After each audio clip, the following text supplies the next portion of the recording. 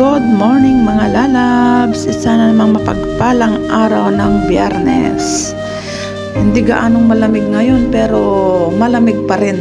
Hindi na gaya nung dati na 2 degrees.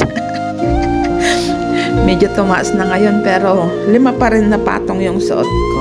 Pero kaya naman kasi nakatagal ako sa labas ng terrace na nag-video.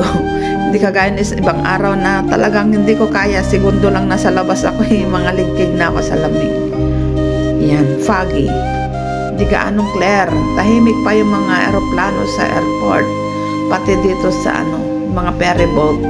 Wala pa, maaga pa kasi mga gininaw pa yung mga nakabaluktot pa siguro yung mga tao. Yan. Kasi ang sarap matulog. Ito ang view na makikita. Binidyo ko na naman. Enjoy watching!